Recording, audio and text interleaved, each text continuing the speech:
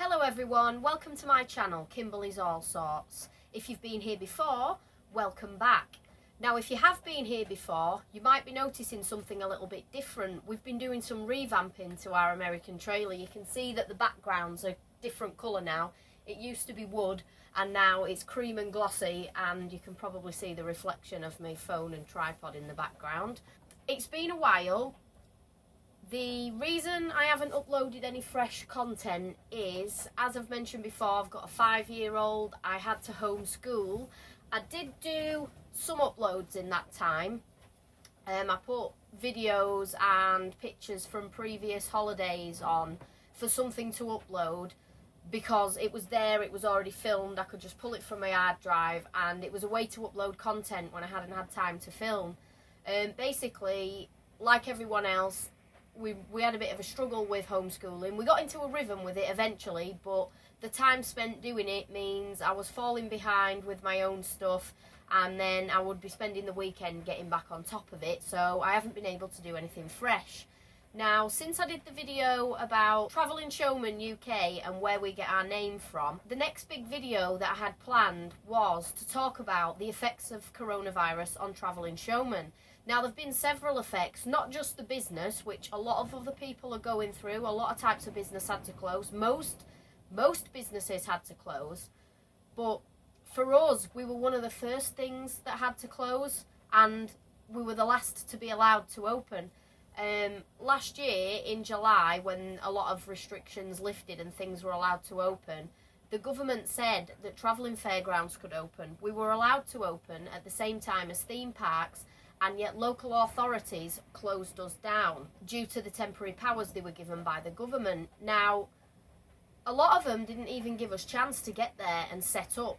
Now, usually, when you set up a fairground, you usually use council land, or you can use private land sometimes, but sometimes you still need permission from the council. It really does depend.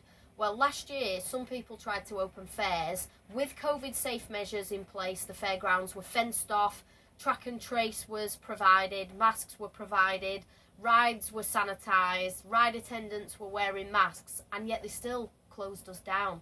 They went as far as to let us put in the paperwork, including COVID risk assessments, one for the fairground and one for each individual ride. So this was a lot of extra paperwork.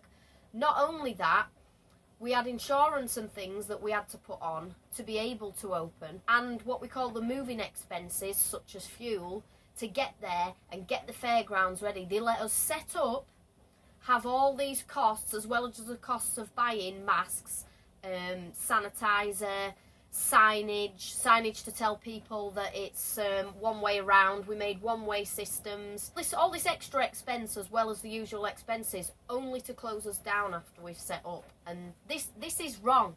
If we've provided the safe COVID measures that other places have, then there's no reason why we can't open. The government says that we can. See, it's a seasonal business to begin with, yet there's costs that go out year round. But we know what our income is over the year, and we know how to manage our money so that we've got the money to start up again for each season. What we didn't expect was for a pandemic to happen just as the season was about to start. Some fairgrounds had already started in February, so people had actually operated for a few weeks and then stopped, and they might not have even got the costs back yet.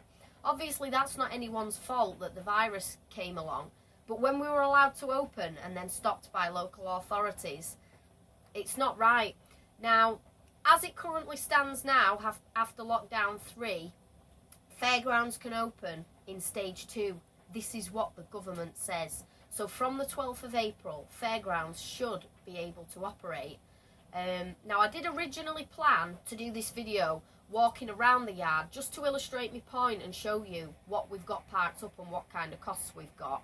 But now that I've got time to make the video, the weather is atrocious. I know it looks like a nice day with the sun beaming in on me, but it keeps chucking it down. It even snowed this morning on the school run.